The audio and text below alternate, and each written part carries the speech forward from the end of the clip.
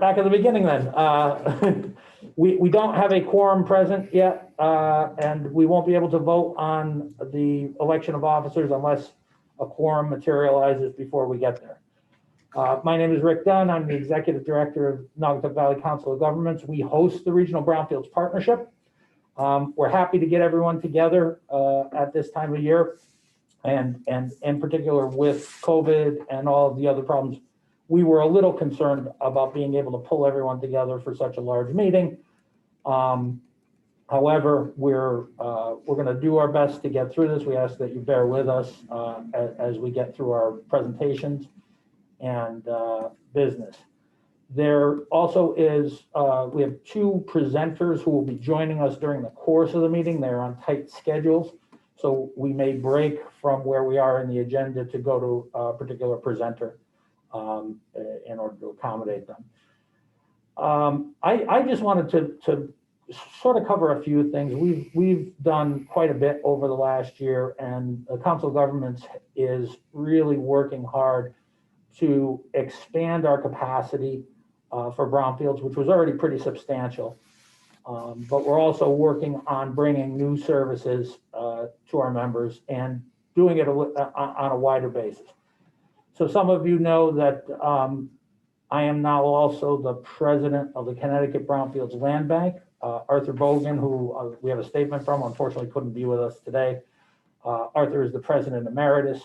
We're currently working on bylaw changes that would give the directors of the Council of Governments a role in the land bank. We do have a management contract under which we manage the business of the land bank, and I'll talk more about that later, but I just wanted to give everyone a sense of what we're trying to bring together between the Naugatuck+Valley Council of Governments Revolving Loan Fund, which is controlled by the COG. We have the assessment program that is controlled by this group, and the executive board of this group makes those decisions. And then we have the land bank, where we also have assessment dollars, but we also have other services that we can provide and other capacity that we possess to take possession of contaminated properties and hold them without liability while they're being cleaned up and sent back into towns for rehabilitation. So with that, I'm going to stop talking. I'm going to turn the meeting over to your chairman, Roy Kavanaugh of Watertown. We were going to read through the attendance list and ask each of you to recognize yourself, but in the interest of time, when it comes to that, I'll just read the names of the people that we have, and then anyone I miss, you can speak up at the end, and we'll do it that way. With that, it's yours, Mr. Chairman. Good morning. I want to thank everybody for coming, taking time out of your schedules. I really believe that the Brownfields program is more important now than ever. At the end of the day, when we come out of this COVID thing, we want to be able to hit the ground running and get the economy back going. And remediation of the brownfields, as you know, will be a vital cog on this particular effort. So I want to thank each and every one of you for the work you put in, both in the past and what we have to do in the moving forward to get through this thing. So having said that, if everybody could please rise for the Pledge of Allegiance. I pledge allegiance to the flag of the United States of America and to the republic for which it stands, one nation, under God, indivisible, with liberty and justice for all. Rick Dunn, can you read the roll call, please? Sure. So according to our records, we have Andrew Backlick from the city of Derby, Cal Hauberger from Plainville, Crystal Presler from Newtown, Christopher Edge from Berlin, Dawn Legere from Bristol. Oh, I take it back. I do not have Dawn on the list. Jim Nardozzi representing the city of Waterbury, Paul Grimmer from the city of Shelton, Ron Pugliese representing the town of Naugatuck, the borough of Naugatuck, Roy Kavanaugh representing Watertown, Sheila O'Malley representing the city of Ansonia, Karen Spargo, representing Naugatuck+Valley Council of Governments, Mayor Tom Dunn from the town of Wolcott, Anne Marie Dragonis, new first select person from the town of Seymour. We're also joined today by Joe McGraw from the city of Waterbury, Justin Malley from the city of Bristol, Mac DeMac from the city of Waterbury. Let's see. I think I saw Liz Stocker, who is a member of the Connecticut Brownfields Land Bank Board, who's with us today. Dan Page from Waterbury Development Corp. Tom Hyde. Tommy is the new Executive Director, President, CEO, I'm not sure of his title, for Naugatuck+Valley Regional Development Corporation. We're glad to have him with us today. Next on the list, I show Mark Lewis from Connecticut Deep. Nicole Claridis Ditria, one of our state representatives from Beacon Falls, Seymour, and Derby. Katie Deng from EPA, Region 1. Karen Place from EPA, Region 1. And William Laravere from EPA, Region 1. Bill Heipel is with us from Stantec Corp. Eric Boswell, also from Stantec. Lynn DiGiovanni is with us from Luke's. Michael Ainsworth from HRP. We have Peter Shea from Myona McBroom. Rob Danielson from Fuss and O'Neill. I see Sam Butcher from Loureiro, as well as Sarah Burkhalter Sweeney from Loureiro. Scott Bristol from Myona McBroom. Sharon Samoska. I don't have an affiliation listed for Sharon, so I'm not sure what group she's with. We have Jim Byrne, one of our presenters from EPA Region 1. And we'll be joined later by Marisa, I'm going to say this right, Chrysochoou. Marisa Chrysochoou from the, I'm sorry? Okay, Marisa from Connecticut Brownfields Initiative at UCONN will join us at 10:45, and then Graham Stevens will be with us just after 11 from Connecticut Deep. We have a number of people from NVCOG staff with us, and besides myself, we have Michael Springle, who's our finance director, Richard Crowther, who's running the meeting, Ricardo Rodriguez, who most of you know by now, who is the technical coordinator running the Brownfields program, Leslie Barwin, who is the person overseeing the Brownfields operations and putting together these meetings, future trainings, and other things we plan to do. She'll tell you more about that later. Keith Rosenfeld from our staff, and Aaron Boudris, who's the head of our environmental shop.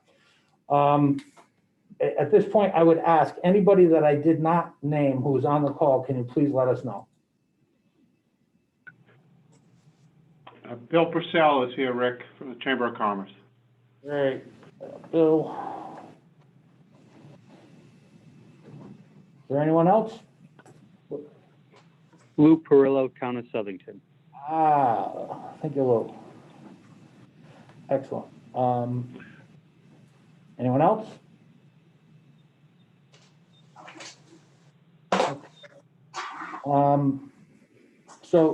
Actually, Hey, Rick. Justin Jim here. We have 3 new project officers, recent hires from EPA here: Karen Place, Katie Dang, and Bill LaRiviere. Thank you, Jim. I appreciate that.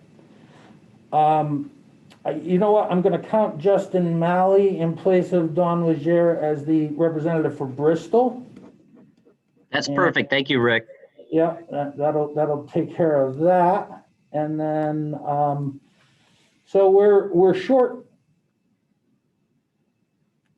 Nope, we have 14. We're good. We have a quorum, Mr. Chairman. Thank you, Rick. Next item coming up, we're going to have Ricardo read a statement from Arthur Bogan. Thank you, Mr. Chairman. So Arthur wanted to share this with everyone. I want to thank Rick and the board for continuing their work on the land bank. I am grateful for Ricardo, Mike, and others that are working on the brownfield challenges in our community. Best to all in the hard work ahead, Arthur. Thank you, Ricardo. Next item on the agenda, RBP elections. We have 2 at-large executive board positions Currently, we have filling those positions would be Ronald Pugliese and Chris Edge. I would propose to nominate them for full terms on the board at this time. We'll entertain a motion.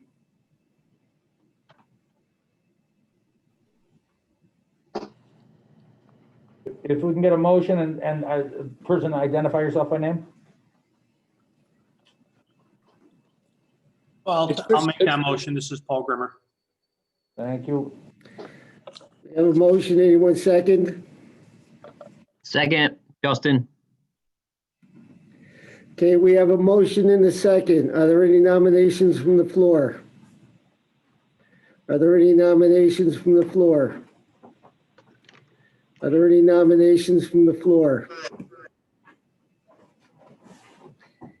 Hearing none, all those in favor signify by saying aye. Aye. All those opposed signify by saying nay. Any abstentions? Hearing none, I'd like to congratulate Ron and Chris and thank them for their service to the board, both in the past and in the future. At this point, we'd like to introduce the financial report, which will be Mike Springle. Thank you. So the finance report, is it up? No, you're sharing. I can share. 1 second to put it up.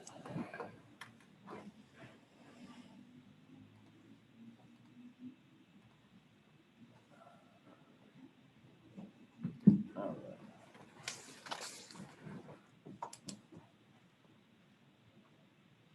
Okay.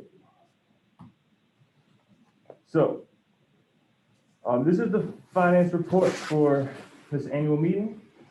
The only voting action will be for this first page for the EPA 2016 assessment grant. As it stands, we have about 29,000 available for projects, 18 of which is for hazardous and 11 of which is for petroleum projects. This grant was actually supposed to close out this past September, but we did get an extension for 1 year, all the way through September 30th, 2021.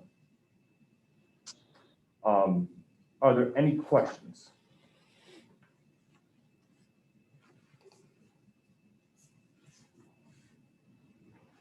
Any questions from the floor about the financial report as presented? Hearing none, do we have a motion to approve the financial report as presented? First, Chris Edge. Second, Paul Grimmer. We have a motion. Do we have a second? Yes, Paul Grimmer. We have a motion and a second. Any further discussion? Thank you. Hearing none, all those in favor signify by saying aye. Aye. Aye. All those opposed signify by saying nay. Any abstentions? Aye. Motion carries. Thank you. Next part. So the remainder of the report shows, it's fairly informational, and it shows the other programs that we have. So here we have our DECD Municipal Brownfields programs. It shows our most current DECD projects and their statuses. The bulk of them are complete, with the only 2 active projects being Derby Main Street South and Thomaston East Main River, or the Thomaston Bar Grant. That one might be finished, and we might not be moving forward with it, but as it stands, it is active. Next is a summary of our revolving loan fund as it pertains to the EPA, RLF, and the program income available. We have about $688,000 from a new RLF award. So far, there aren't any projects as it just got awarded in October. Out of that, $344,000 is available for loans and $344,000 available for grants. For program income, we have about $560,000. 10% we usually keep aside for oversight and administration costs, which leaves us at about 504,000 available for loans and grants. And that number currently grows at about $8,000 a month due to the program income we collect for principal and interest payments on a couple of our loans. This just further breaks out the new 2020 RLF, depicting the loans and the grants as well as the available oversight. And to keep in mind, to access these funds, it requires a 20% match of non-federal sources. So if you have a grant or loan for 100,000, there needs to be a match of 20%, so $20,000. That can be used as a part of the overall remediation. It doesn't have to be necessarily cash match. This further breaks out our program income from our 2005 RLF. The only three of the five loans are we collecting on. One is fully collected, which is the one from JPG Partners, and we have about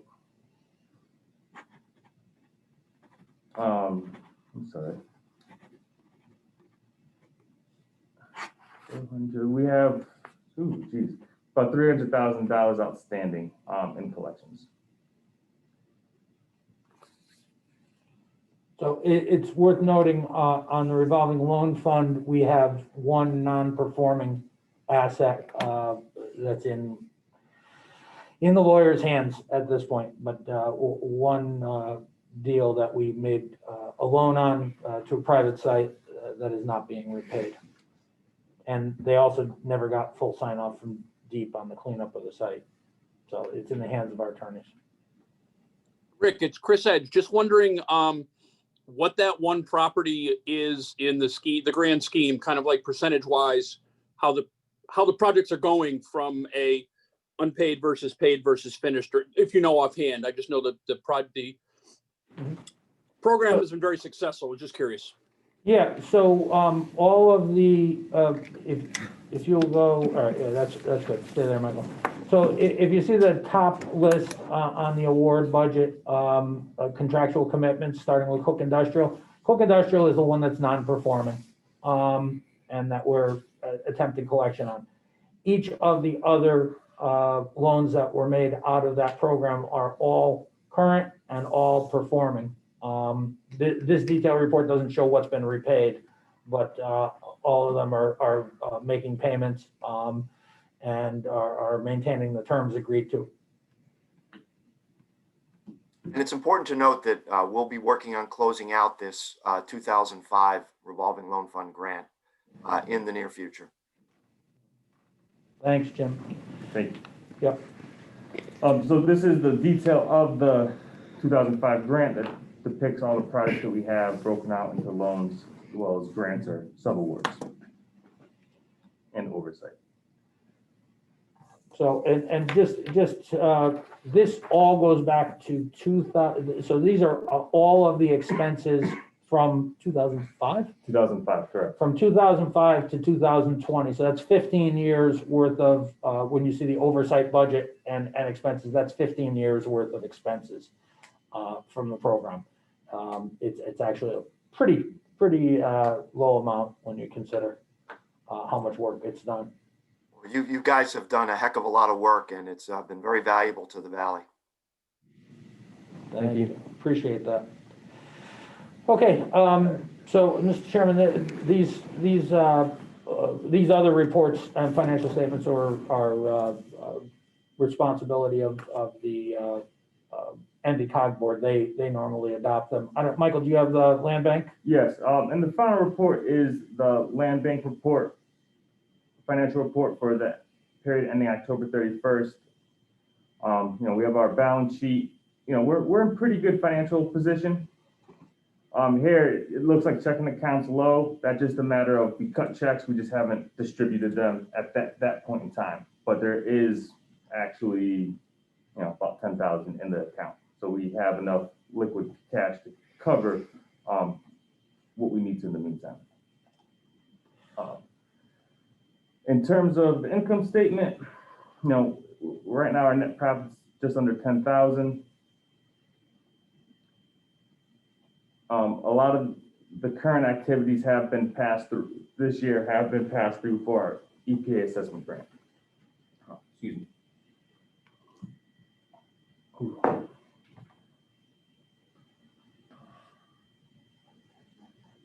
Okay.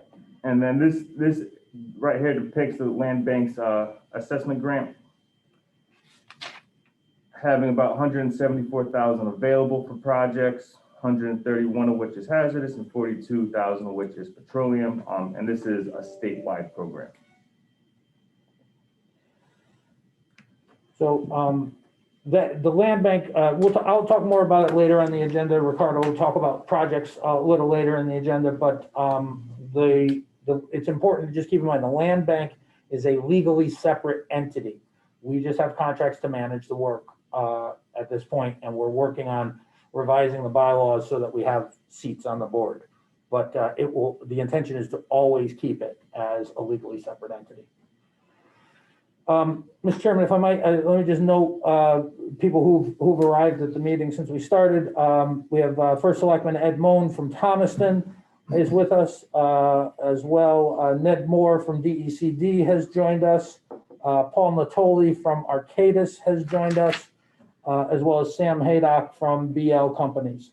I'm not sure if anyone else has joined us. If I could just ask, is Rista Malanka on one of the phone numbers that we can't identify? Okay. All right.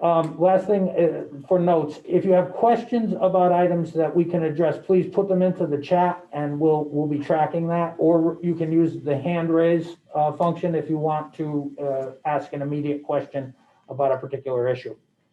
All right. Okay, thank you, Michael. Question did come in on the floor. What were the terms for the two at-large appointments? And they are 4-year terms. And again, we'd like to thank you for your service. Pardon? 2-year terms. 2-year terms. Just to square that away, we updated the bylaws last year. We created these 2 positions, and the initial term was only 1 year so that we could create staggering between 2 sets of board members. So this will be the first full term for these, and that was why staff recommended that the board consider reappointing, reelecting the 2 people who were in those at-large positions. And I apologize for misspeaking. I can't read my own notes. Next item on the agenda, Connecticut Brownfield Land Bank updates. Rick Dunn, President. Sure. So I won't take a lot of time to talk about this right now, but I've already given you quite a bit of information about the land bank. The land bank has both its own earnings, and it has been awarded an assessment grant by EPA, which we are managing for them.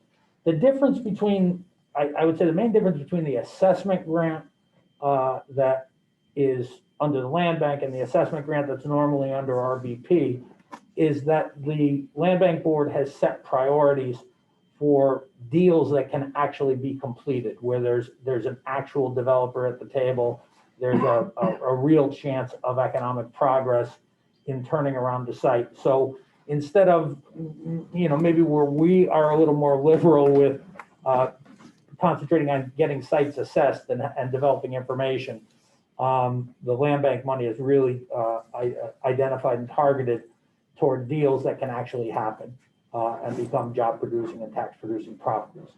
So that's the philosophy, I would say. The other thing about the land bank is that it has the ability to take advantage of Connecticut statutes that provide it with the ability to take possession of heavily contaminated land that no one else will take or no one else can take due to liability issues. We can go through several programs with that, enter it into a voluntary program ultimately, and get it to a point where a developer or a private party or a governmental party can take it over and finance much of the cleanup and then the vertical construction, because we've gotten it to a point under the auspices of the land bank where it's workable, it's a manageable site. So I don't want to spend a lot more time. I'm happy to answer any questions about the land bank business. But what I'll tell you is that rather than waiting for another annual meeting, our intention is to put together another meeting, probably late winter, early spring, where we're trying and explain how we're trying to bring together all of the aspects of our brownfields operation so that we address projects in a more comprehensive way and have more options to offer on more sites. We had actually applied to OPM for funding to create what we were calling at the time the Brownfield Center of Excellence, which would help us to bring this together and provide more staff to the municipalities. The state did not make awards under that round, so we didn't get that money, but we're continuing forward with the concept. And you'll hear more about that from Leslie and from Ricardo and possibly from me again later. With that, there's no action required. One quick question, Rick. Chris Edge again, sorry to be commandeering. No. Is there an actual statement from the board that says what the priorities are? I'm just wondering because I know right now most of us on the line have projects in the background we may have not applied for yet. So I don't know if it's on the land bank website, or I'm just curious to see kind of what their take is on it, because it may be something we would look for this group as well, maybe. So we're still in transition on taking over the operation there. The board is still in, the existing board is still in place, the original board, and we're just joined by Rista. I just wanted to note that for the record. So the original board is still in place. We are operating under the rules and guidance from Arthur, who was the original president and who had laid out the original mission here. We'll be re-reviewing the language that was submitted to EPA with that grant application to make sure that we're always in compliance with the language that was approved by EPA in awarding those funds. But you're all welcome to approach us with projects at any time. We, what we try and do is we get a project proposal or an inquiry from a town or a developer, and then we try and fit the resource that we have available to the project. Some are just more appropriate than others for certain funds. But that said, we still are under time constraints to use those dollars, and we're going to continue to do that in good faith. But if you have a project, please bring it to us. So speaking of time constraints, next item on the agenda is the 2020 program development updates from Leslie. Okay, so I know that we have Marisa speaking at 10:45, so I might get cut off. So we'll just start with first few slides and then we'll see where we're at. So I want to introduce myself. Rick asked me just to tell you a little bit about myself. Some of you I've met in person, some of you I look forward to meeting in the future. I'm Leslie Berwin. I've been with NVCOG for a little bit over a year. My background is in urban planning. I have a master's in urban planning from Portland State University. I lived in the Pacific Northwest for over 15 years before moving out east. I spent the last 5 years in New York City. I was working at Grow NYC on a program focused on diverting and reducing landfill waste and increasing recycling and composting in New York City public schools. And what I'm really passionate about is public engagement, making planning accessible. I really enjoy outreach and working on the communication side of things and just creating opportunities for new partnerships.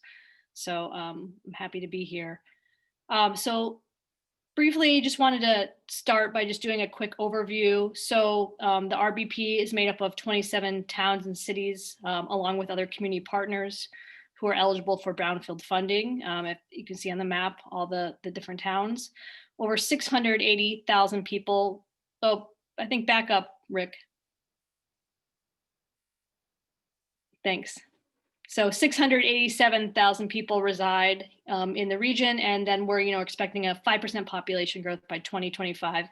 Once we have the new census numbers, we're looking forward to seeing how this changes. Next slide, please.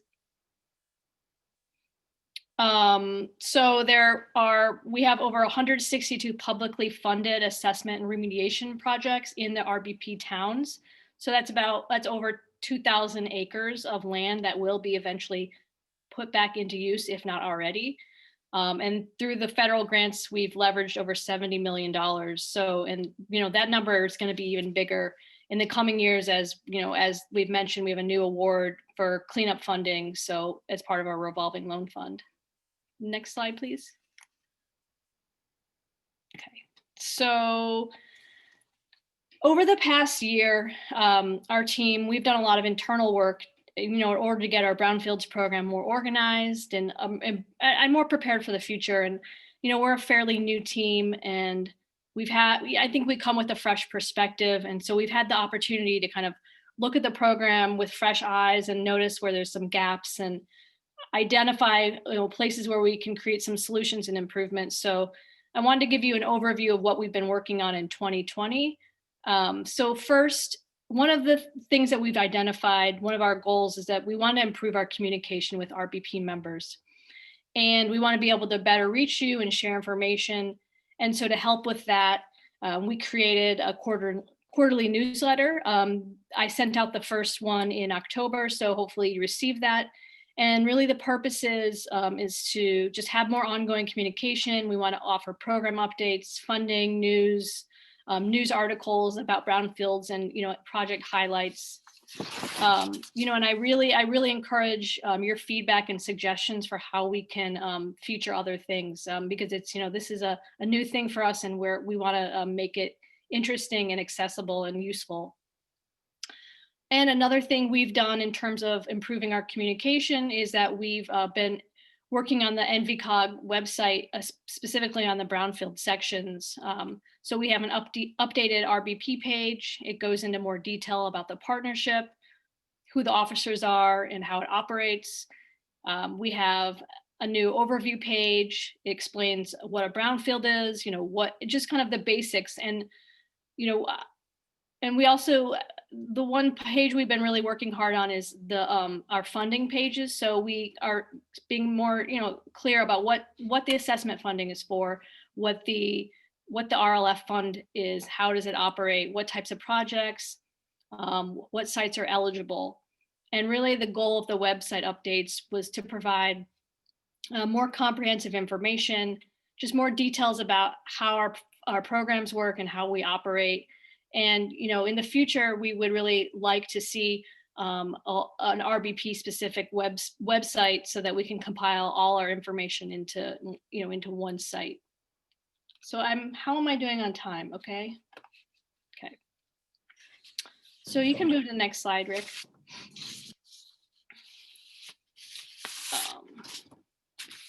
Okay, so another goal that we identified was we want to make it easier to apply for funds, and we also want to provide that continuous funding for new brownfields projects. So we took a look at the current application process, and we made some changes which I think are more streamlined.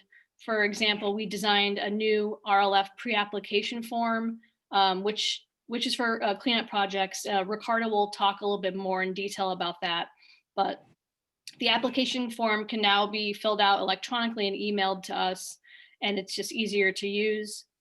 And then another goal that I mentioned is we want to provide continuous funding. So we just recently applied for an EPA assessment grant application for $300,000 for 2021. It's currently in review. The focus of the application was the brownfield corridor in Waterbury in the South End. However, if the funds are received, it can be used for any assessment project in the RBP. And one of the benefits of assessment funding, which I think is important to know, is that it can be used for area-wide planning projects related to brownfields, and to involve community in helping determine the best use of a site or an area. And then just my last slide is, so we identified that we really needed to, we want to develop new partnerships, we want to increase our community engagement, and we want to expand educational and training opportunities. So one partnership we've developed this year, and we'll be hearing from Marisa, but we've been working with UCONN's Connecticut Brownfield Initiative to expand and update our Brownfields inventory. And we've been updating the inventory with more information about sites. This is an ongoing project, and the idea is that we'll update it once a year, keeping it current, and then try to integrate some sort of GIS mapping component to put it on the website. And then in regards to just community engagement, so we're really interested in finding ways to connect more with community organizations who have more direct links with community members. With each brownfield project, whether it's an assessment or a cleanup project, we want to, there's an opportunity for more community input and feedback, especially doing outreach to environmental justice communities and those who are impacted by brownfields in their neighborhood. So for future projects, we want to just work more closely with RBP members to find out what community-based organizations exist, so that we can work together to create a more inclusive process when it comes to brownfield planning and redevelopment. But I think I should pause there. I'm pretty much. Leslie, actually, so Professor Marisa Chrysochoou has joined us. So Marisa, if you want us to give you control of the screen, we'll give you that right now. And we'll come back after Marisa's presentation, and we'll take any questions and any further discussion on Leslie in the interest of keeping you on schedule, Marisa. Thank you, Rick, and my apologies to everyone for kind of like barging into the meeting like that, but I'm in between two classes, and so I'll be fairly quick, to give you kind of like a little introduction of what the Connecticut Brownfields Initiative does, and opportunities, to engage with you and offer our services to you. So thank you very much, Rick and Leslie, for inviting me and giving me this opportunity. Okay, so I have my presentation. You made it close, right? Yep. Just Okay, yeah, I can share my screen. I can see that. Okay, perfect. And start the slideshow. So can everyone see it? Perfect. Okay, excellent, very good. So I'll just jump into it and tell you that the Connecticut Brownfields Initiative is a program that operates out of the University of Connecticut, and our mission has kind of like three prongs. So we provide an educational program and workforce development for UCONN students. We also provide technical assistance to municipalities across the state, as well as networking opportunities, for different stakeholders related to brownfield redevelopment.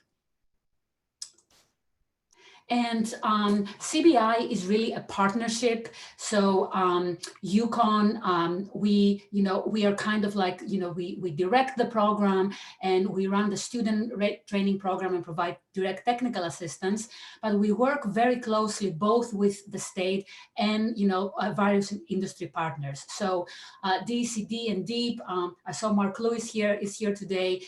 They are constant, partners that provide support, both in terms of direct funding that comes from DCD, but also by providing expertise and assistance, to the training program. And actually, Mark will be joining me very, very soon, to judge the student competition that we have today. We also have various industrial partners that provide philanthropic funding to us, but also student mentoring and expertise in training programs. So in terms of the UCONN team, there is three of us that run the program. It's myself, I'm a professor and department head in civil and environmental engineering.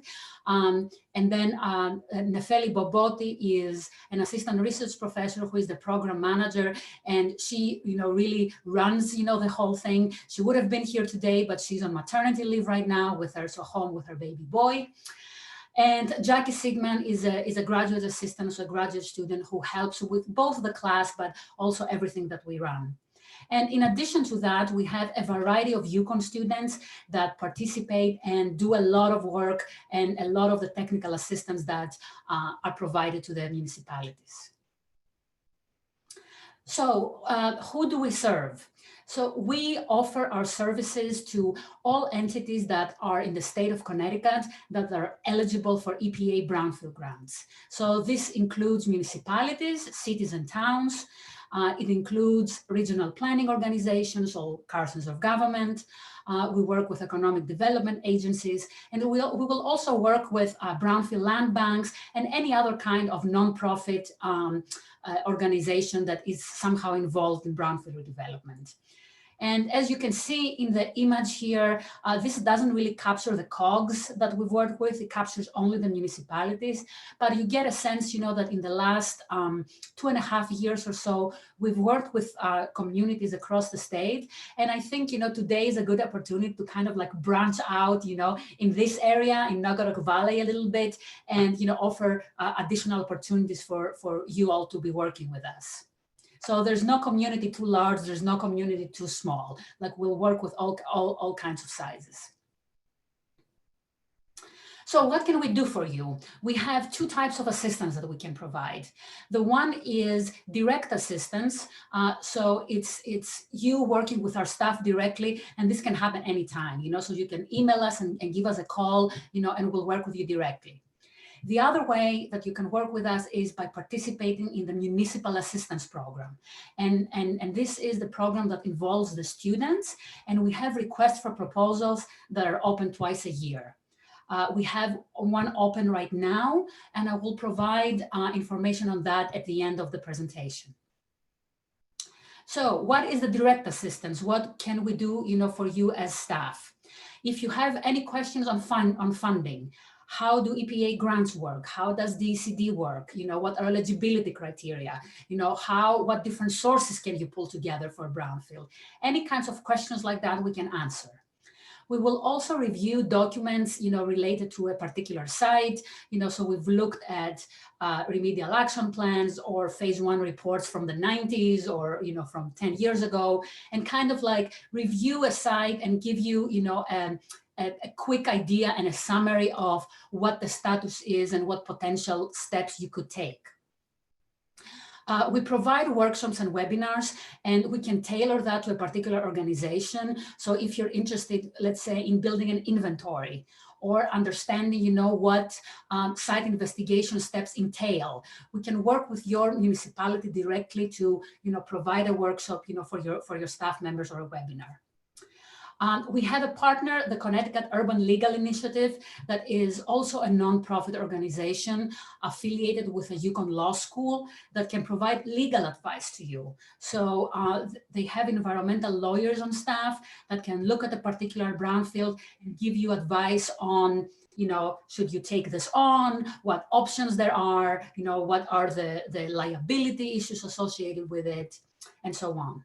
And then finally, we facilitate connections, to deep DCD or EPA Region 1. So, in this particular case, you have everyone on the call, so you probably don't need us.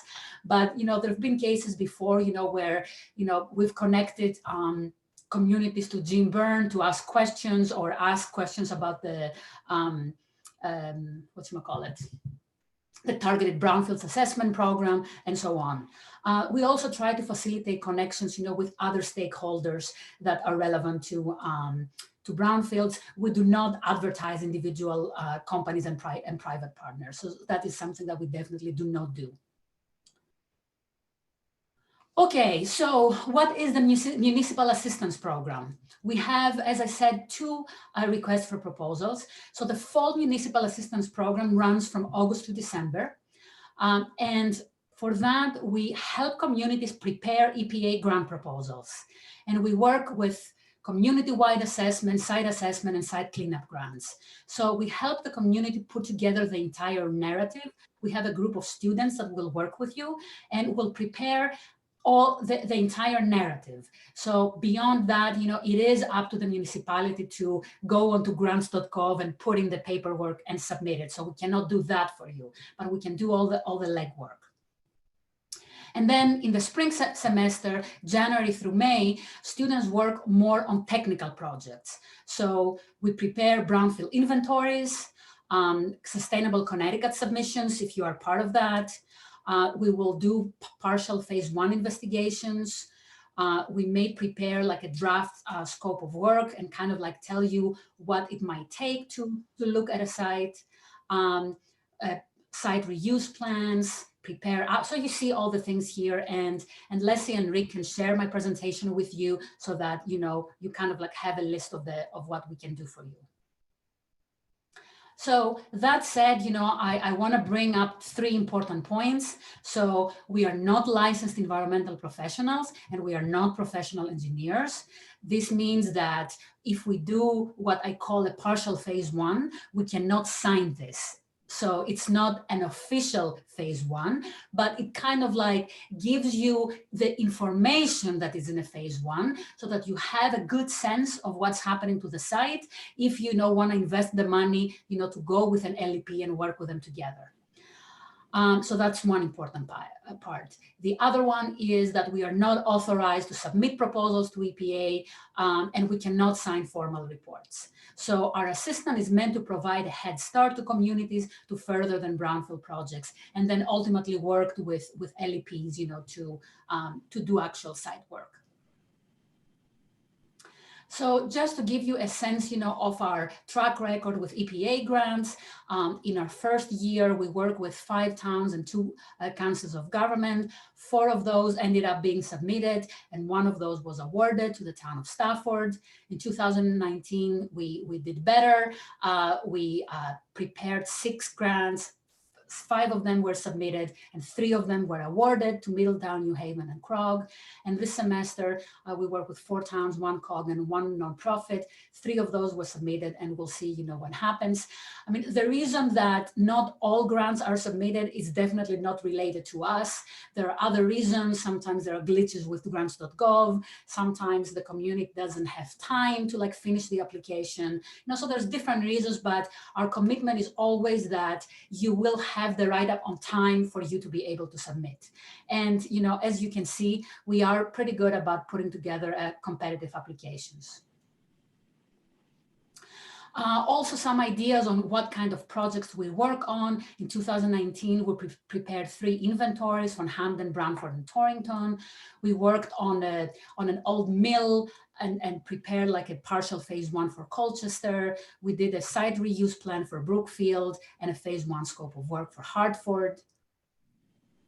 And then last semester, we prepared an analysis of Brownfield's cleanup alternatives. And the students worked together very closely with a consultant that was doing the work on the site. So that is something that we always welcome. If there is a consultant involved, we have the students work directly with a consultant as a mentor. We did remedial estimates for the Stillmanovin mill, and we worked on more inventories. So that kind of gives you a sense, of the kinds of things that we do.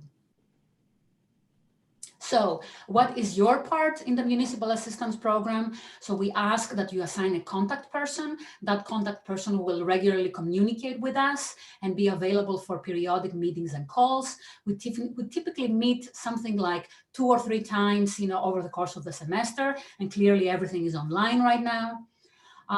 If you, will need necessary access and resources, to develop the proposal or the particular project. And we always, want to meet with you before the beginning of the semester to flesh out what the project will be about.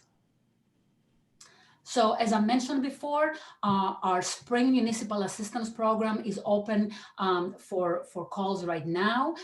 The December 15th is the deadline. If you can't make it, there is a little bit of flexibility, but the sooner the better. The link, it's just a simple Google form. So you go in, put your email address, and what you're looking for. It will take you less than 5 minutes to put in the application. I have approximately 15 students that are signed up for the spring semester right now. They're engineers and environmental sciences. They have taken the Brownfields course, and they're kind of waiting, and are very excited to work on real life projects. So if you're not sure if you have a project that is good for this, just shoot me an email. We can meet, talk through your project and see, if this is a good match for our municipal assistance program or not. And so with that, it's 10:59 and I also have a little bit of time for questions.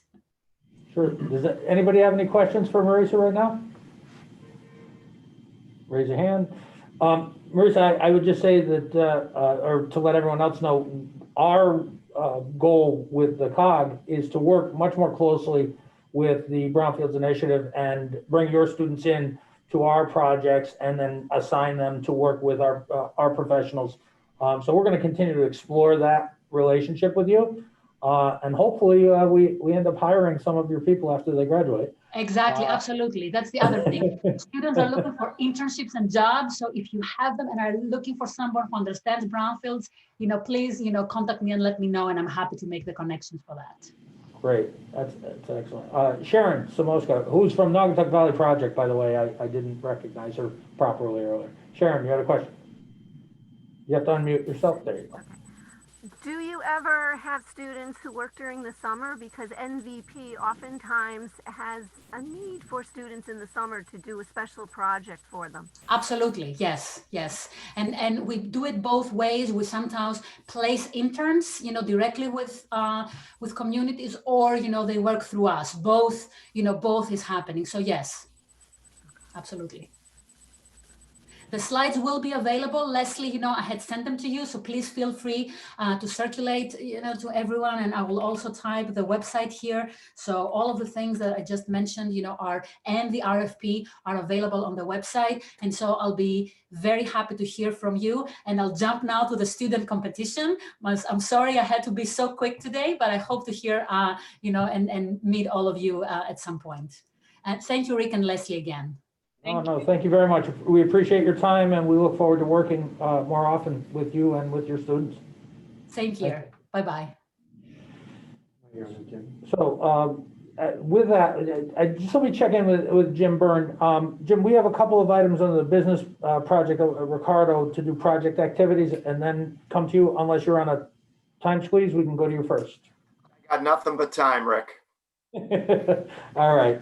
So with that, I'm gonna jump back to the Brownfields activity report with Ricardo. Most of you have, I believe, have met Ricardo by now.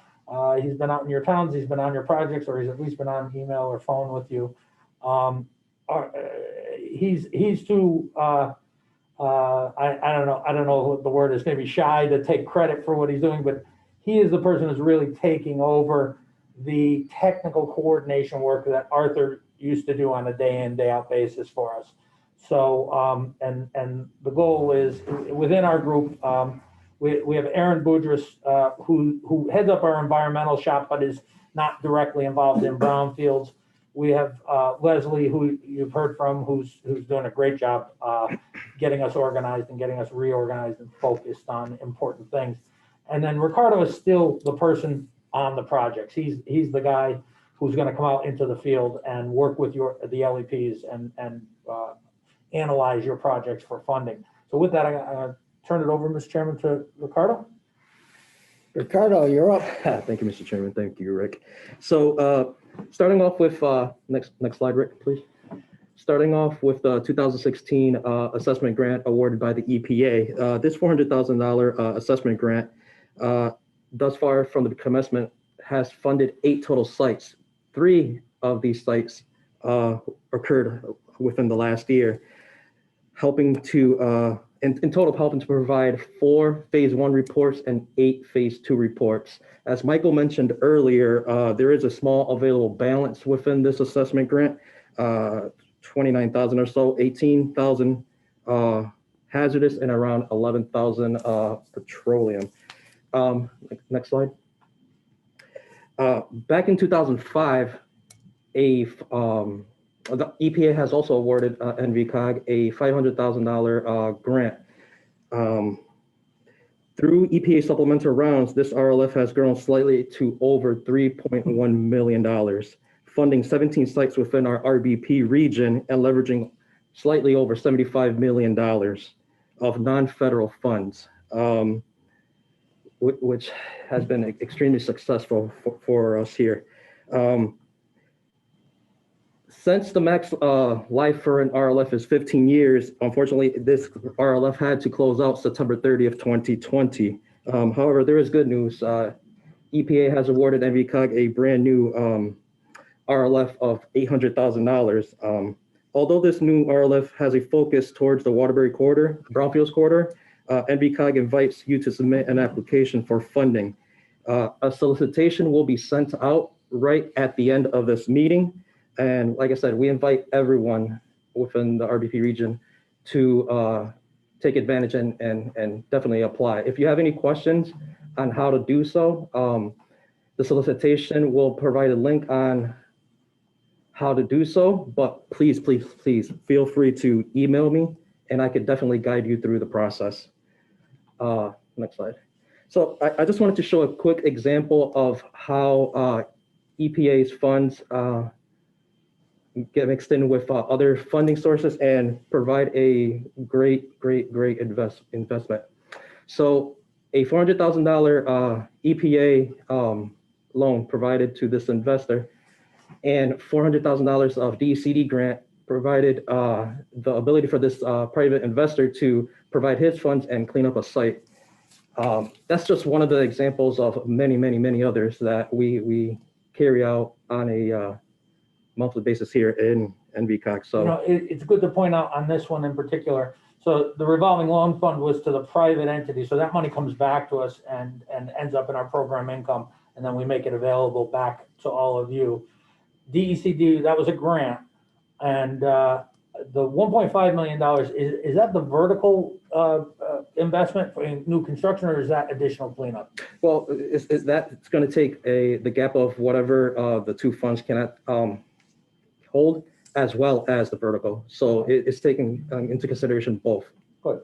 So, I mean, that's a great example of what this money can do and how it leverages a site that's essentially been abandoned. I know Louis is on the call, but the site has been abandoned for quite a while.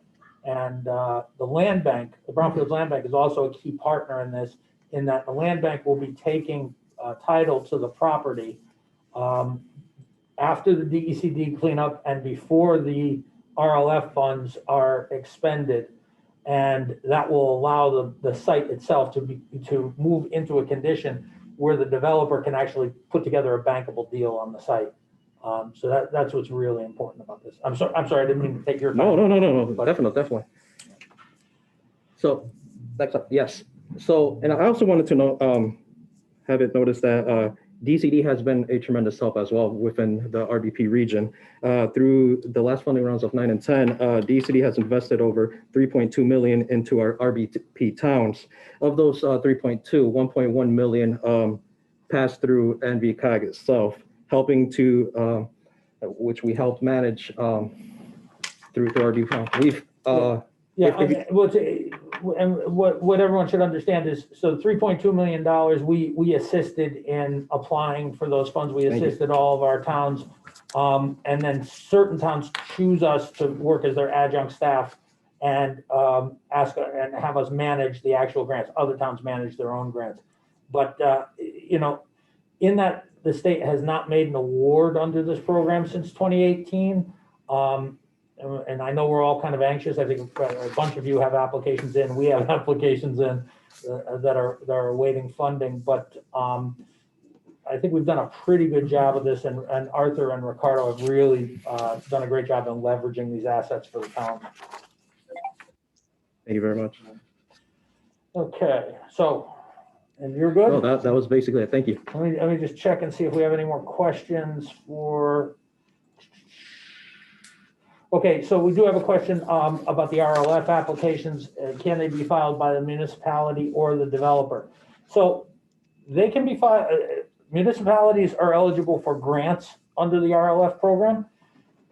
Private developers are eligible for loans. We can do either, and a developer can file the application directly with us, but we require approval or endorsement by the chief elected official of the municipality. So in order for us to get started on it, the CEO of the town has to say, yep, I endorse this project. Otherwise, we cannot proceed under our rules. Let's see, do we have any other questions? Any other hands up? We're good? Okay. Mr. Chairman? Okay, thank you very much, Ricardo. Jim Byrne, are you on deck? Are you all set? All right, I'm going to attempt to share my screen here.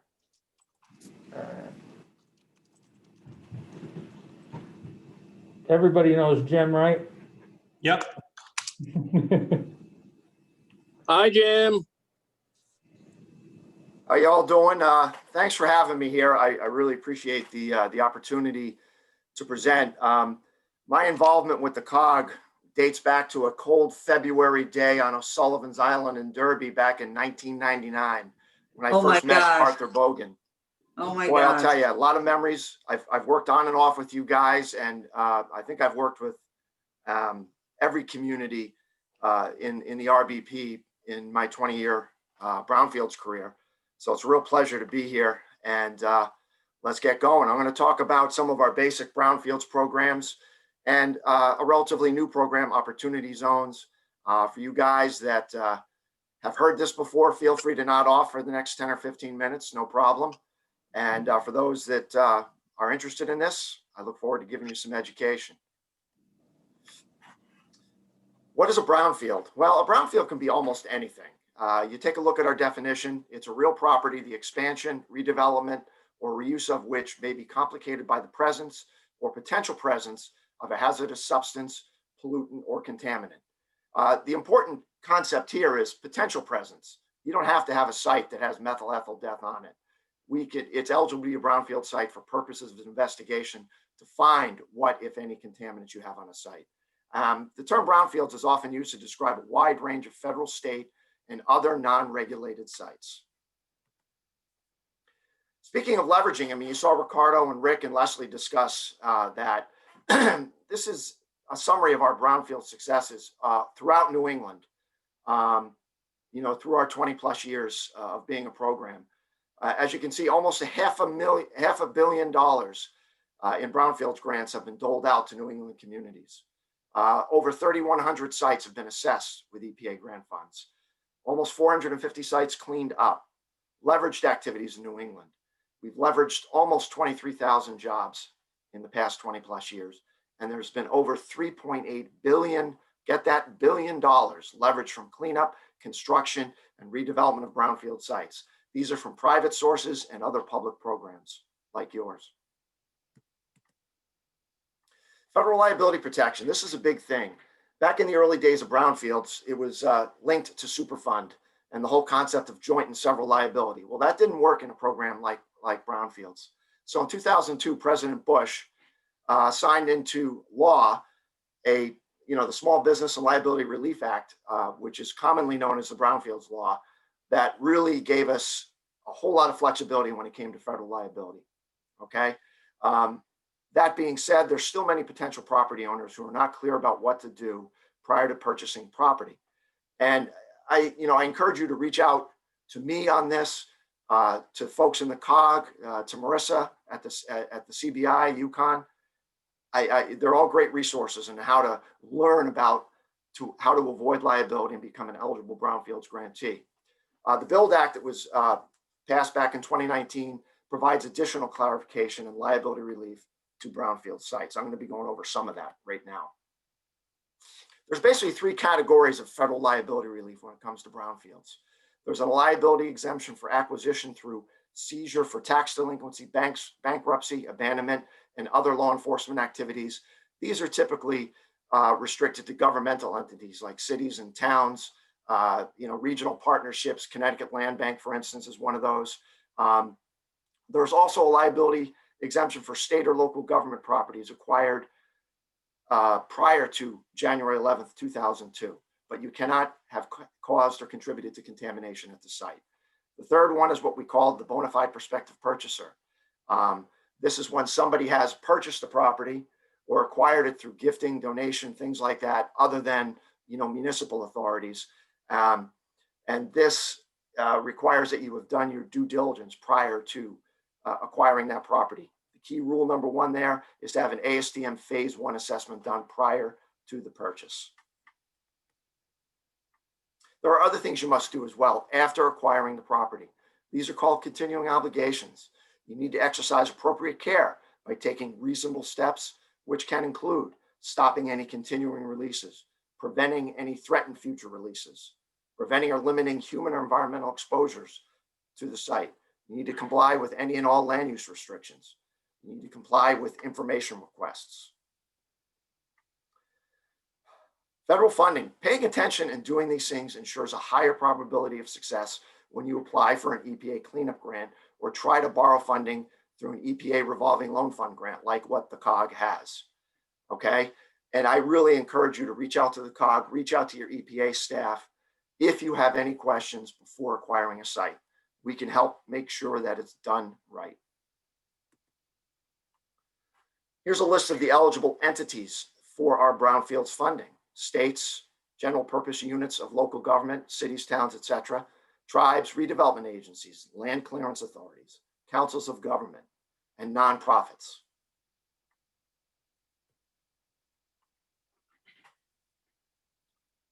This is taking some time to pop up here. What the heck is going on? Oh, there we go. Sorry about that. This is just a brief summary of all of our major brownfields programs. The assessment grant program is worth between $200,000 and $600,000. You can also come in for a site-specific waiver for one big site, up to $350K. The COG has taken great advantage of our assessment grant program over the years, as has the Connecticut Government Land Bank. They were the first land bank in the country to get an EPA assessment grant. The revolving loan fund, which you guys are all familiar with, you guys have had a couple of them, very significant. This is where EPA will grant funds to an organization to then capitalize a revolving loan fund for remediation. These can be grants and loans. Cleanup grants, a bunch of you folks in the Valley have taken advantage of this program as well, Shelton in particular. These are worth up to $500,000 to clean up a site, okay? The Targeted Brownfields Assessment Program. This is kind of a different program. It's a grant of services from EPA directly to a community or an eligible entity. It's a grant of services where EPA will come out and do the work on the community's behalf. A lot of folks in the Valley have taken advantage of that as well. It's a really great program. We typically accept applications to this site on a rolling basis. We have an annual slug of funding that comes into that. I would encourage you folks to get in touch with me, any folks in the communities, if you have the need for this. We also have a multi-purpose grant program. This is a relatively new program, started a couple of years ago. This is a combination of assessment and cleanup funding for a site or sites within its jurisdiction. As you can see, it's worth up to $1 million. Brand new program, hugely competitive. I really, if you guys, let's say in next year's grant round, have the inkling to apply for this, I encourage you to talk to me. It's hugely competitive, as I said, because of the high dollar amount. It's only offered on an every other year basis. And to date, we typically get maybe one, maybe two successful applications per EPA region. And there's 10 EPA regions. So you're looking at 10 sites, maybe a couple more here and there. But if you're interested, I really think you should reach out to me and we can discuss and strategize as to whether this is the best way for you guys to go. State agency coordination. When it comes to brownfields, the states are our friends and the states are your friends as well, as you know. We have tremendous success in partnering with Connecticut Deep, Mark Lewis and Graham, whom you're going to hear for next. They've been great in making sure that brownfields really happen in Connecticut, all right? They do a lot of stuff for us. They refer sites to us. They help us approve sites for petroleum eligibility, all right? Brownfields at EPA, we don't have cleanup standards. We depend on the state and the Connecticut Deep program and their regulations for assessment and cleanup, okay? We provide states and tribes within the region with funding for staff to oversee the state response programs. Every year, we fund Connecticut to the tune of between $600,000 and $700,000 to support all the good work they do for you and all your communities. We participate in monthly coordination calls with DEEP and DECD. Again, Brownfields is all about partnerships, not only partnerships with the states, but partnerships with the local communities and regional organizations that you guys have here in Connecticut. And, you know, this really works. We've had a huge success in Connecticut. So I really can't stress this enough. This is just an example. I know it's somewhat out of the region, but down in Norwalk, this is an example of what can happen. The Ryan Park development, fantastic success down there. This is just a slide that gives you an example of our annual competition process. We typically publish an RFP, late summer, early fall. We do not only national outreach, but our region. If you guys are familiar with this, we usually do outreach in every state. This year was a bit restricted because of the COVID crisis. But anyway, we do that, okay?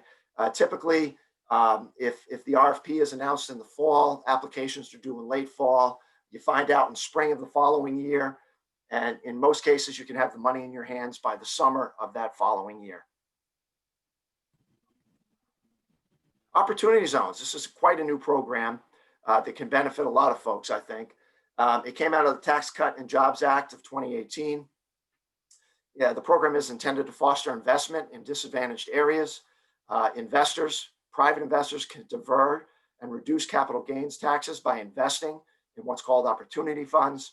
The governor selected opportunity zones based on demographics and revitalization needs. There's a huge potential for overlap in brownfields areas. I think just about every opportunity zone in New England has a brownfield site within it or a brownfields project in it. And this is important to know. Projects in opportunity zones may get preference in selection for federal grants, not only EPA grants, but EDA grants, HUD grants, etc. This is an example of what they look like. We have a mapping tool at EPA. I'll give you the link to that earlier. Here's some upcoming events. We encourage everybody to come to our national training conference. I know a number of you folks in the Valley have attended this in the past. It's going to happen this fall, as long as we get the vaccine out there and everybody's safe and healthy, in 2021 in Oklahoma City. We encourage everybody to come to that. Also, we had scheduled a New England Brownfield Summit, but due to the COVID, we had to reschedule that not once, but twice. Our dates right now are May 18th and 19th, 2022. Again, this is a regional stakeholder event. We encourage everybody to come to this. You guys want to know about how to sponsor, how to register, sign up, etc. Get on the presentation list. I encourage you guys to contact me. Here's some links and resources. These are all hot links in this presentation. The important one I want to point out to is the opportunity zones in Connecticut. Please check that out, see if you got those in your town, and take advantage of that opportunity. Our Region 1 Brownfield site is really fantastic, has everything A to Z, what you want to know about brownfields on it. I really do think you should take a look at that if you haven't already. Actually, there's the hot link to the Brownfield Summit that's now happening in 2022. Take a look at that for everything that you need to know about that. We also have a great thing on our website. It's called What's New. This will send a blurb to your email box every few weeks that talks about everything brownfields, not only EPA stuff, but other state and national things that are going on. Click on that and we'll get you right into that. It's a good resource. And I'm done. Thanks for the time. And if anybody has any questions, I'm more than willing to answer those. No, thank you, Jim. I don't know if there are any individual questions. While people are either putting their hands up or typing in questions, I'll just say that we've enjoyed a relationship with Jim. He's right, 1999 on O'Sullivan's Island, and it was cold. And we're still working on that site with the city, but we're getting there.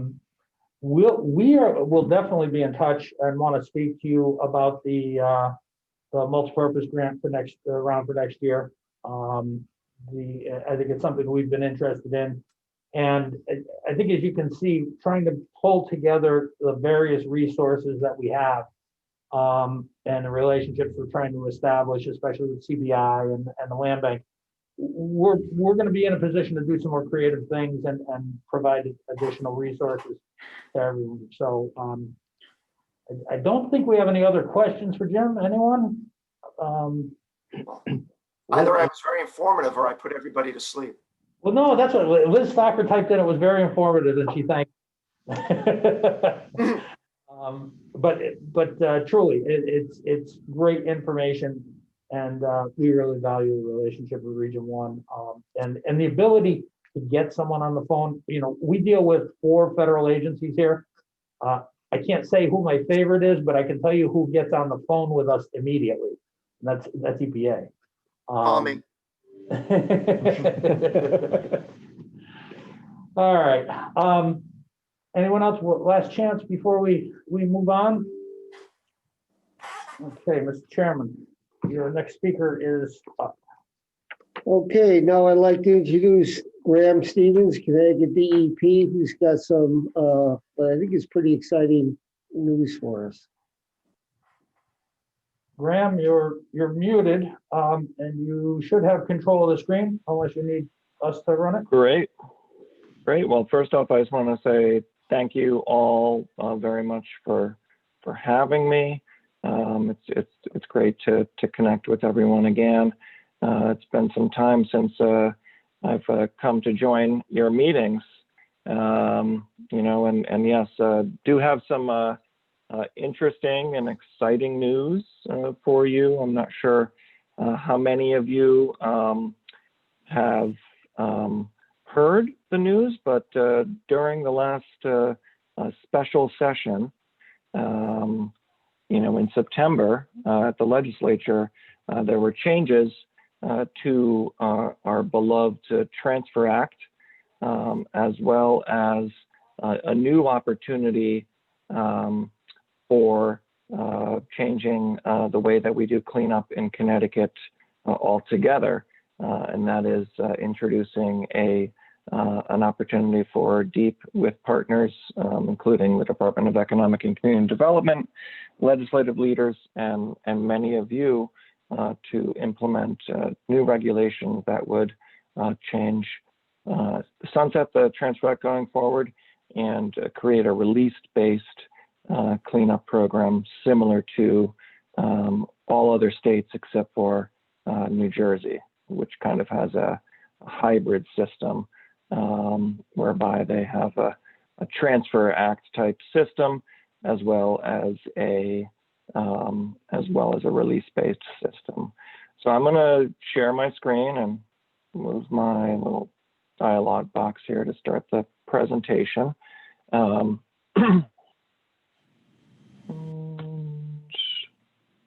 If everyone can see, if you can't, wave your arms and scream.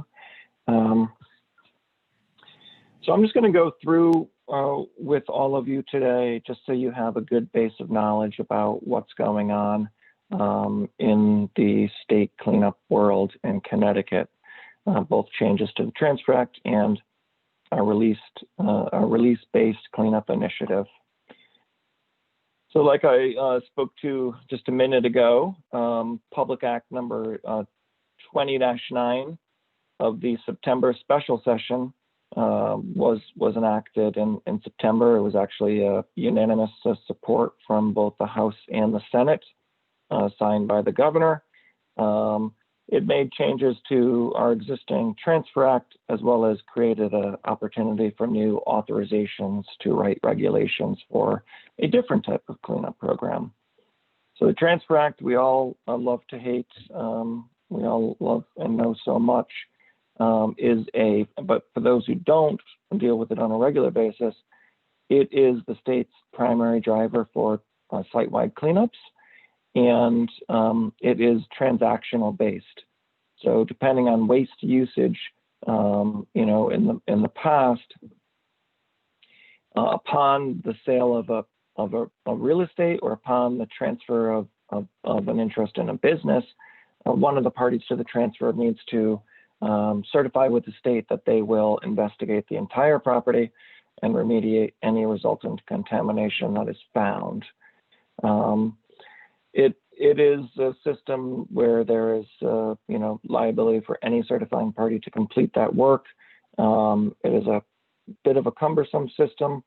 It is a system that is unfamiliar to a lot of external actors from the state of Connecticut. So we've seen a lot of, and we've heard stories of a lot of business transfers that were complicated by a Transfer Act obligation, and many development opportunities that may have been passed up because the site was designated as a Transfer Act site. But if you look to other states, they don't seem to have those problems with respect to their cleanup programs. So really, this is an interesting alignment of business and environmental interests. We want to be more like our competitive states. We don't want to be at a competitive disadvantage. And we also want to ensure that we have prompt remediation of releases. So I'm going to go through what the special act outlined, or what the public act outlined during the special session. So the Transfer Act changes are immediate. These are followed upon changes that were also made during the 29 legislative session, which were fairly significant. You should be familiar with what those are. If you're not, we can certainly share with you those changes. But some of the big changes to the Transfer Act that were made include limiting the scope of the investigation on properties that have multiple tenants to the area that particular tenant or occupant operated or used. So, for instance, you have a property with a Jiffy Lube and a dry cleaner. The dry cleaner doesn't have to investigate the Jiffy Lube. They have to investigate their operational area.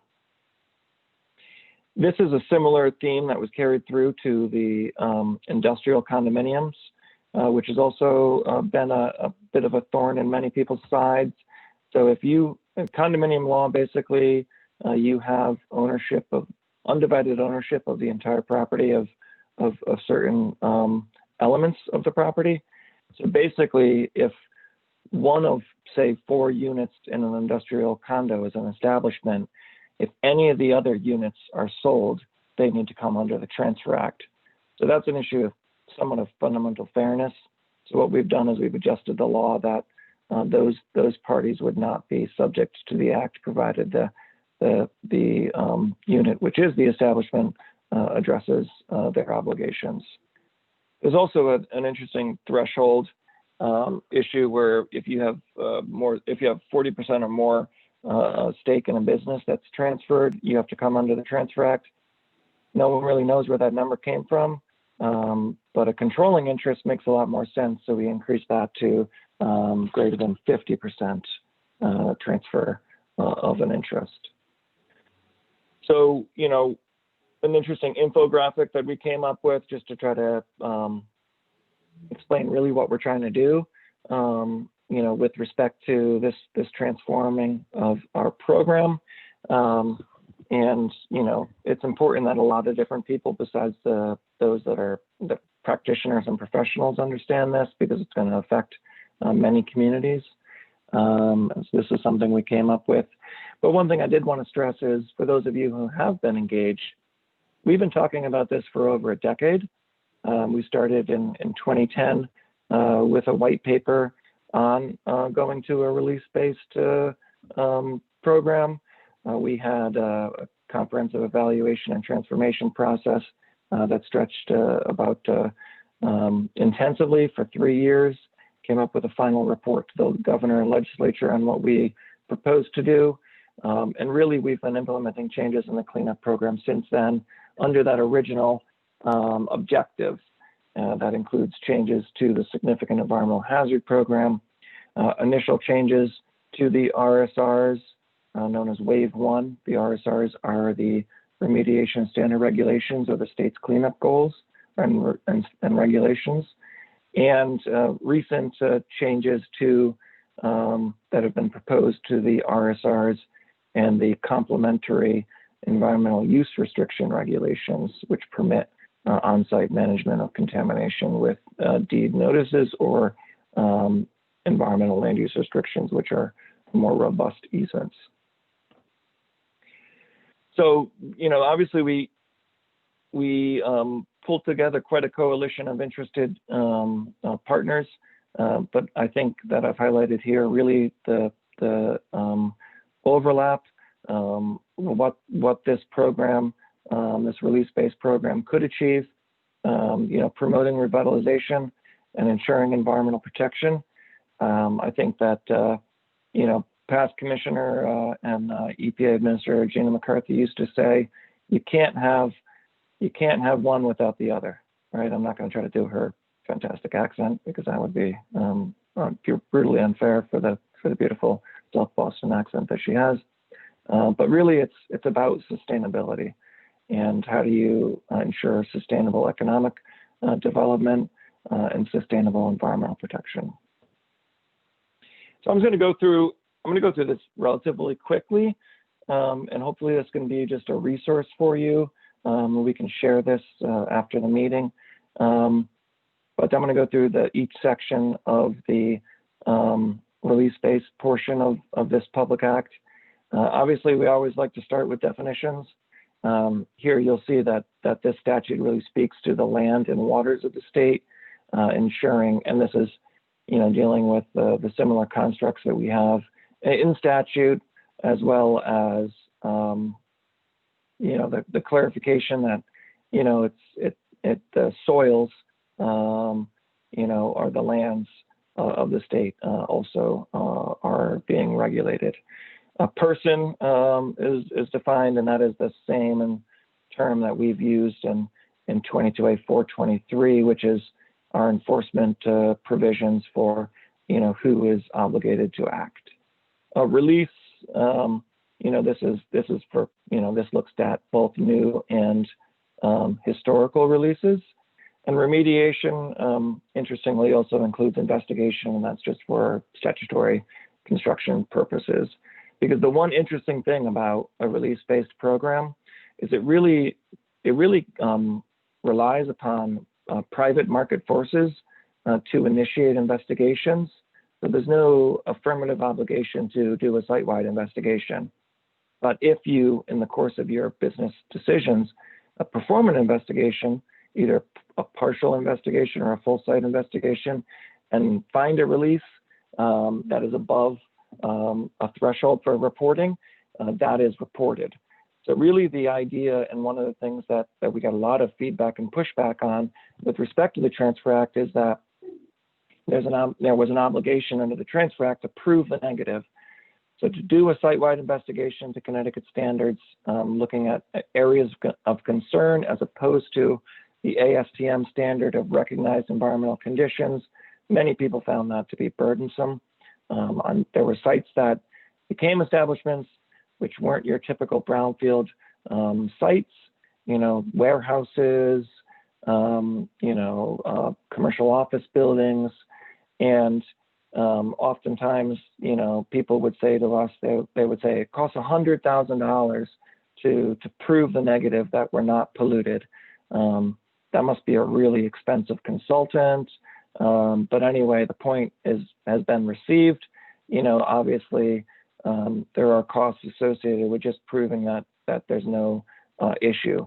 Really, the release-based program is private market forces to drive the investigation and the cleanup of any resultant release that's above reporting threshold.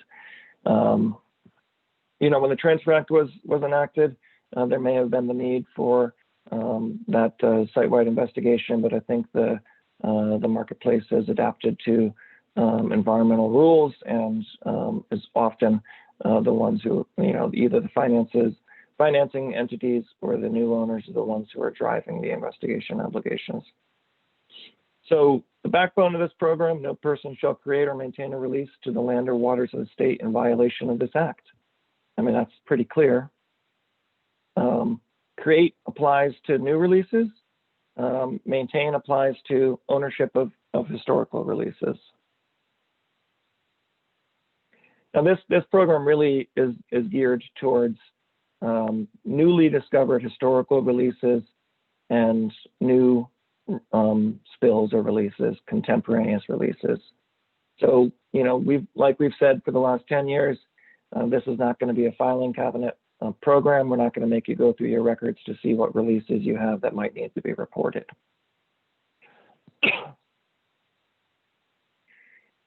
So we also ported into this new law a lot of our existing enforcement authorities to ensure that the program has the backstop to ensure that those very limited actors who may wish to bypass the program do have there are consequences for doing so. So a lot of the text that we added to this statute is essentially right from existing other statutory constructs that are the basis of Connecticut cleanup law. So Section 19, the regulations, this is really where the details are most important. It's going to be a complicated regulation. And basically the legislature has created an authority for the Commissioner of DEEP to write regulations concerning reporting, remediation standards, verifications and audits, tiering of releases and fees. There was some, concern among the regulated community that DEEP was going to go off and do some radical things that were really going to hinder economic progress. We don't think that we're going to do that. However, to make sure that people felt comfortable, we also in this section of the statute created what we call our guardrails. So we're very prescriptive on how the regulations need to be drafted, what they need to consider, and the factors they need to balance. So when we go to write our regulations here in Connecticut, the legislature authorizes us to write regulations, the executive branch writes the regulations, and then the legislature approves them. So, different than, 47 other states and different than the federal government. It's very uncommon for the legislature to authorize the executive to write rules and then also retain approval authority. But that's what we have in Connecticut. So the good news is we have this statute that really says how the regulations should be crafted and constructed, and the legislature will be ensuring that we comply with that upon our proposal to them for adoption of the rules. And another very interesting aspect of this regulatory process is there's a working group that's set up through statute that's going to be co-convened by the commissioners of Department of Economic and Community Development and DEEP. And it lists certain specific stakeholder groups and cohort groups that are participants of this working group. Now, first off, I want to say that DEEP is going to be fully transparent on this process. We've established a web page. All the information will be shared there, but there will be this working group, which is going to be quite large. Nominations were due December 1 for this working group. The first meeting is next Tuesday. It's going to meet monthly until the regulations are adopted. And they're going to be providing us guidance and assistance on the regulations. And you can see the various groups that are represented here and others as well that will be represented. This working group will also have numerous topical subcommittees, which will be announced hopefully next week. And we will be calling for volunteers to participate on those topical subcommittees. So if you're not on the working group, I really hope you participate on the subcommittees. That's where the real brains are needed and the ideas are needed to construct a program that's going to be practical to implement and effective in its goals. So here's the website for your future use. We really want to make sure that you're engaged and participating. We have a listserv that you can join if you're not on it already. You can also sign up for updates, e-alerts, they're called, on our webpage. So every time something big happens, we send out an email, said, hey, check out our website. We'll also send that out from our listserv. So, we apologize for the duplication of notice, but it's important that people know what's going on. Because it's going to be a long process. Sometimes it's going to be a lot more active than others. So we want to make sure that everyone keeps an eye on what's going on. So the Public Act also talks about audits, sets a goal for, auditing at least 20% of the highest risk tiers. So one thing I didn't really discuss is there's going to be an idea of tiering of releases. So certain releases are higher risk or more complicated. They might have a different approach or opportunities or requirements for cleanup than for sites that are, for releases that are, see, I said sites, I need to stop doing that. For releases that newly occur, right? Because when you see a drum get knocked over, you know what the extent of the release is, the release mechanism. You can get someone out there quickly to dig it up. You take a sample, didn't hit the groundwater. Do you need to do 4 quarters of post-remediation groundwater monitoring? No, that's not going to be what we want to come up with. We want to come up with practical paths for different tiers of releases. But we certainly need to ensure that we have a robust audit program, particularly for the highest risk releases, to ensure that the program is sufficiently framed to meet its objectives. And then also really important for this group to know is that we've created a safe harbor for our brownfield programs. Connecticut has a national model brownfield program with our liability relief provisions. The brownfield remediation revitalization program, which was groundbreaking at the time. It's still known nationally and by many developers, and has really caused a spotlight on Connecticut and brought in some high quality developers to look at Connecticut. There's also the abandoned brownfield cleanup program, the municipal brownfield liability relief program. So we've basically created a safe harbor around those programs. So we're not going to have duplicative regulation. So you're not going to be in the release-based program and in this program. Really, it's going to be a path for those who want to get into the brownfield programs. It's going to be a different path. Still going to require the site-wide investigation, but you get the special liability relief and the off-site elimination of obligation.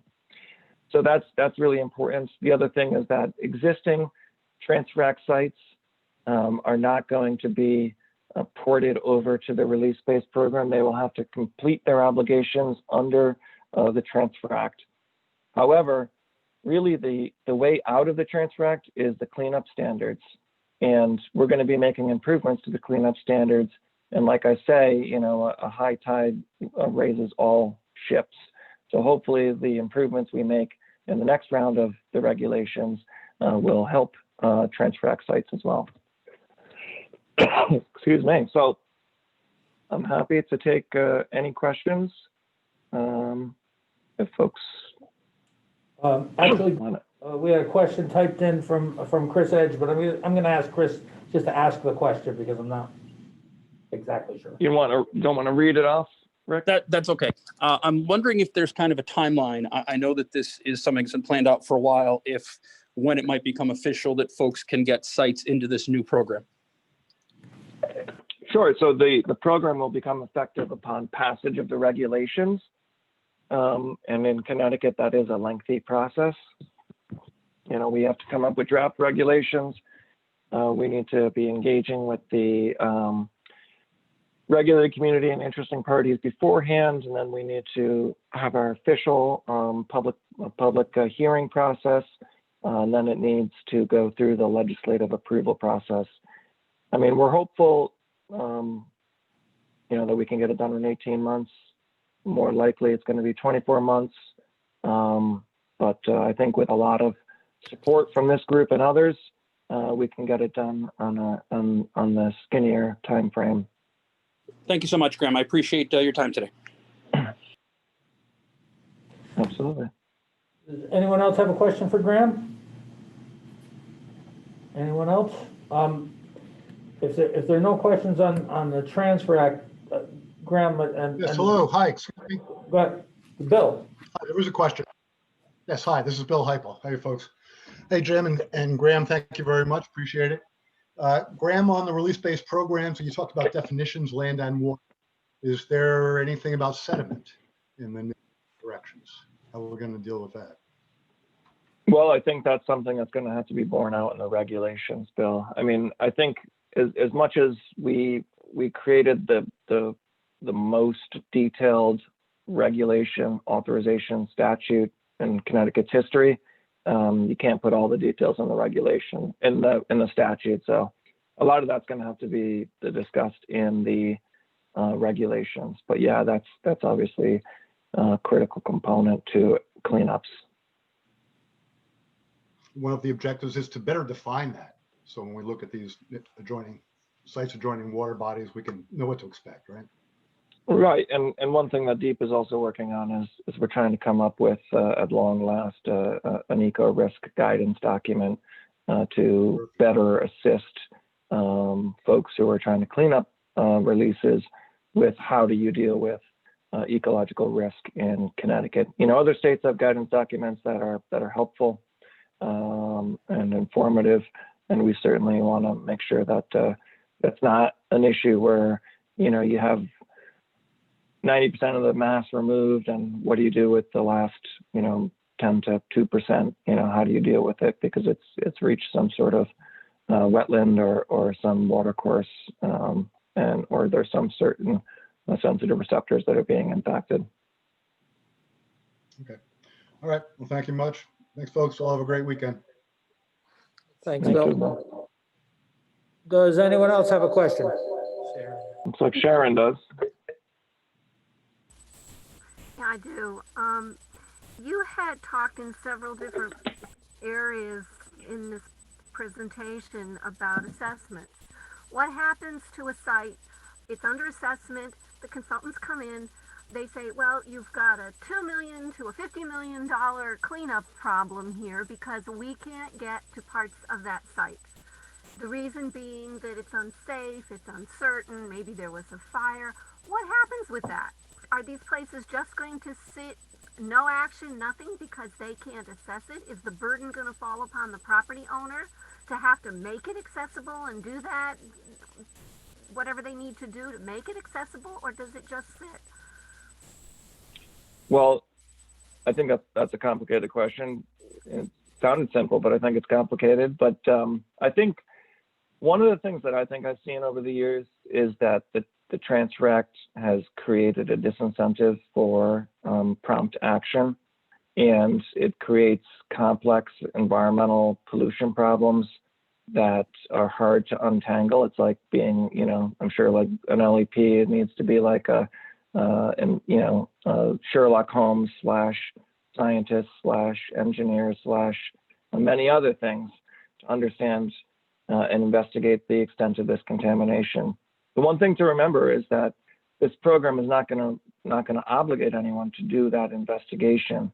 But when people choose to do that investigation and discover something that's above a reportable threshold, that's when they're compelled to report and act. So there may be certain areas like, the building is unsafe. You can't get in the building. You can't get under the slab. So therefore, you just want to get maybe there's a certain area of the site that you can get to, and you want to find out what's there, and you want to remediate it, and you want to maybe subdivide the site and sell that off and get it redeveloped, which would help finance the building demolition, which you could then chip away at investigating and remediating. That would be probably the prudent approach in your example of how to deal with that under the new program. So you could look at what is accessible to be investigated, and also marry that up with what could be potentially redeveloped and move forward in a stepwise fashion. So gone are the days that there's going to be this site-wide investigation obligation. Other parties may obligate the site-wide investigation, future purchasers, banks and such. But the Transfer Act, obligation for a site-wide investigation would no longer be the standard. Thank you, Graham. Anyone else who has a question for Graham? Anyone else? I would, Graham, I don't, it's not to blindside you, but I want to ask you a question about something other than the Transfer Act, if you don't mind. And if you can't answer, that's fine. The changes to the Transfer Act rules have been are going to be extraordinarily helpful by moving to a release-based system and limiting the amount of investigation that needs to take place. One of the things where the investigation seems to be expanding is with PFAS, and we don't really have. It seems like nobody's willing to make a decision about what the limit of that is or what an appropriate standard is for it. We've had a bunch of projects that have gotten bogged down in the new requirements for PFAS, and I understand it's new, and I sat in on those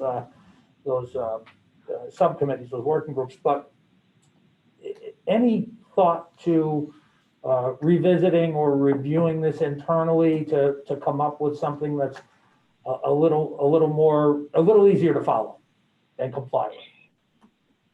So yeah, I mean, it's a good question. I mean, PFAS, an emerging contaminant, sadly, that we've been using for, many, many years and is ubiquitous in our environment, in our bodies.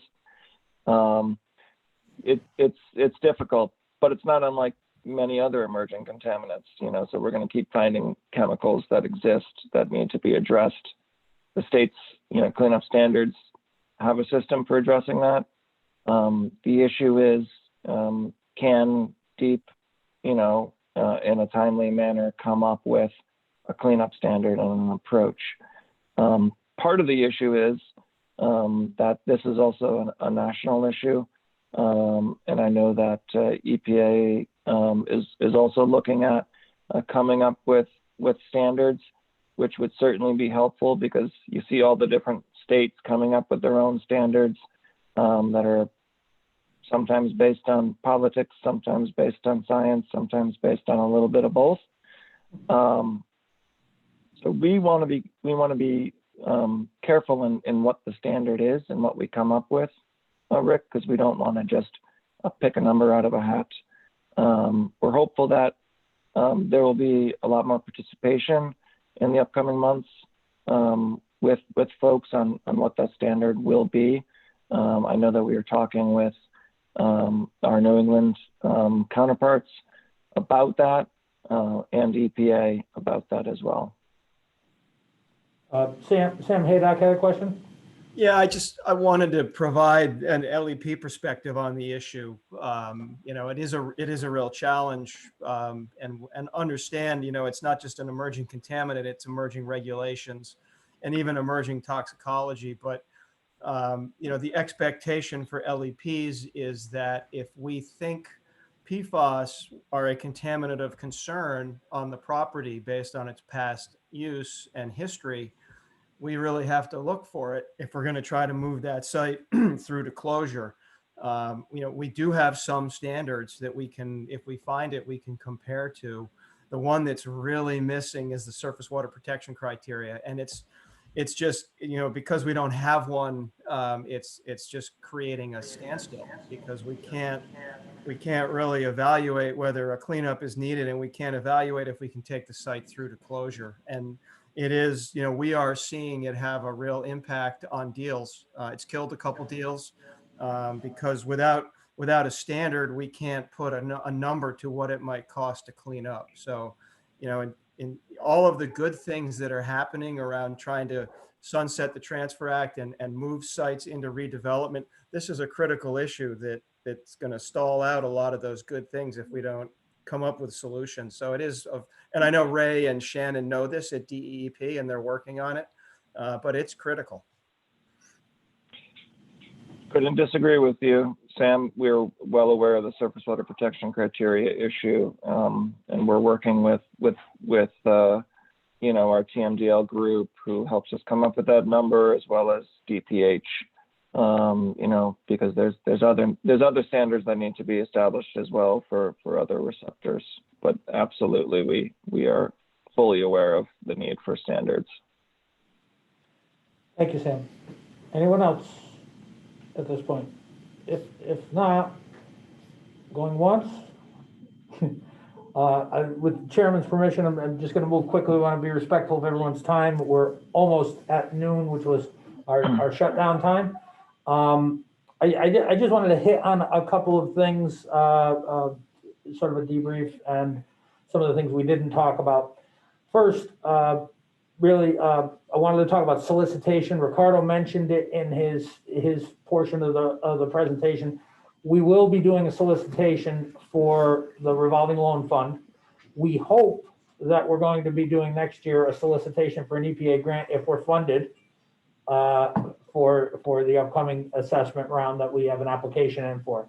We do have a few dollars, as Ricardo mentioned, available for small assessments.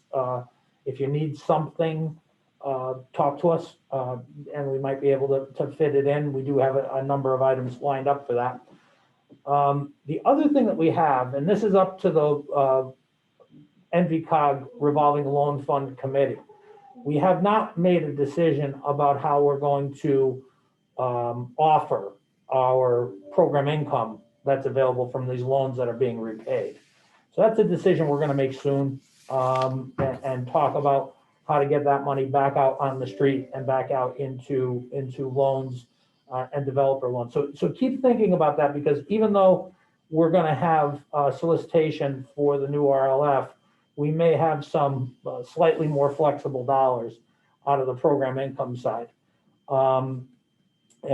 Actually, Jim Byrne, we'll be talking to you, because we do have some questions about the reuse once the money revolves and what's involved there.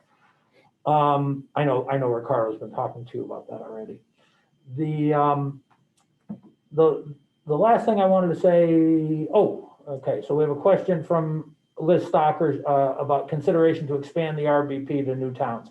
So that's always a possibility. Towns can join at any time, and it doesn't have to be a contiguous region type thing. We have towns from multiple COG regions in the RBP right now. Torrington recently joined. Most recently, Torrington joined.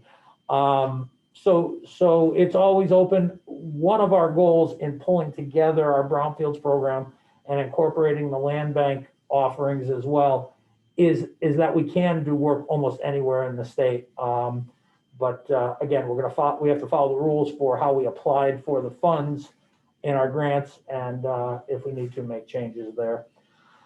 What we really want is we want our towns, no matter what your capacity is, we want you to think of us as adjunct staff, as other capacity that you can use to manage projects, to oversee LEPs, to engage LEPs for you. We recognize that a number of our members are very experienced, high capacity economic development corporations or municipalities with deep staff capabilities. But don't be afraid to call on us if you think we can be of help to you. We write grants, Brownfield grants for our towns. We don't love doing them all at the last minute when towns call, but we do write grants for everyone. We'll provide whatever resource you need. You can always use our LEP shortlist, which I know someone's going to ask me. So we're going out this year, coming up.